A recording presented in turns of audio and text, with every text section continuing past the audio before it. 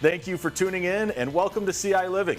I'm your host, Tommy Bickham. Jacqueline is on vacation, so I'm filling in. The Wildlife Medical Clinic at the University of Illinois is working to rehabilitate the native wildlife in need. Here to share more and to introduce you to an animal friend is Program Coordinator Sydney. Thank you for joining me, Sydney. Yeah, thanks for having me. So excited that you're here, and I'm really excited about our friend that we're about to meet. Yeah. So we will meet him in just a second, but let's talk about the open house. I know you got an open house coming up. Yeah, so it's a college-wide open house, and that is hosted on Sunday, October 5th. And so there are several buildings throughout the college that are going to be open that the public wouldn't normally be able to go into. We'll have some animal demonstrations and just different things pertaining to veterinary medicine. So, and then of course we'll have some of our ambassadors out as well for a portion of that. So how many ambassadors do you guys have? So we have 11 ambassadors right now. So we have 6 birds and then some reptiles. So you'll be, okay, cool. So you'll be able to see that on October 5th. You'll see some of them.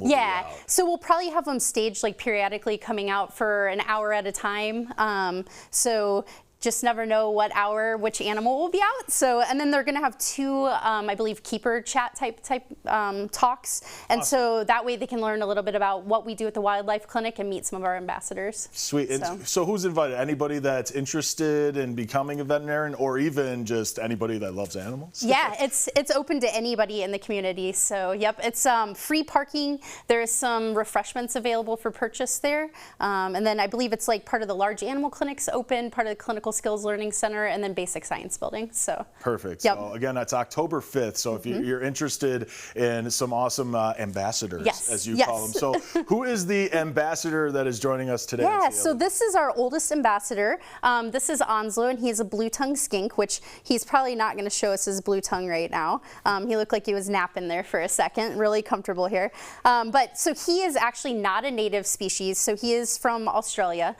So he is one of 2 non-native species that we have, but for reptiles there's not a lot of lizards in the area, and so we wanted to have that represented for our programs so that kids get an appreciation for this set of animals as well. And so because given his huge size and his calm demeanor, it makes him a great ambassador, so that's why we went for a non-native species. So yeah, he's really chill right now. 34 years old. I know how it is when you get up there in mid-30s, your back starts hurting and stuff, so it seems like he's really chill. So this, I've never seen, it's what is this with the official, it's like a Blue Tongued Skink? Yep. So what, I've never, what, like, is that it's a lizard, but is that a snake? Like, where does that, what is that? So he is a type of lizard, and we do have 5-line skinks and broad-headed skinks. Okay. Those are more in like the southern part of the state, but they're only about 5 inches long. So like not even as long as his tail. Oh my God. Really fast, really small, but these guys are omnivorous for him. So those smaller ones, they eat a lot of insects, so they're really great at pest control. This guy though, he eats all sorts of veggies, fruit. He'll even eat carrion if he passes by it, so dead animals. But yeah, and in the wild they eat a lot of snails. He actually has little peg teeth, so he can take care of those in your garden and probably some of your plants in your garden.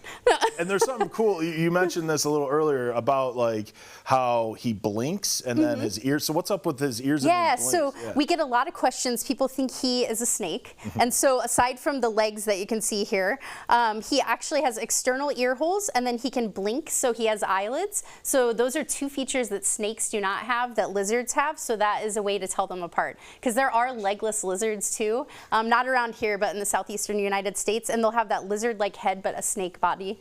So if you see ear holes like that and he's blinking, that tells you he's a lizard and not a snake. Oh my gosh. So this is so cool. So again, you guys have your open house coming up, October 5th, and you get to see, will he be there? Yes. Okay.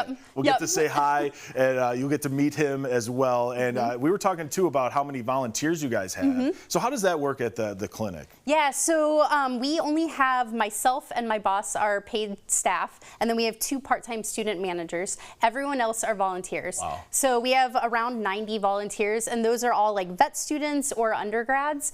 We also have a handful of public volunteers as well.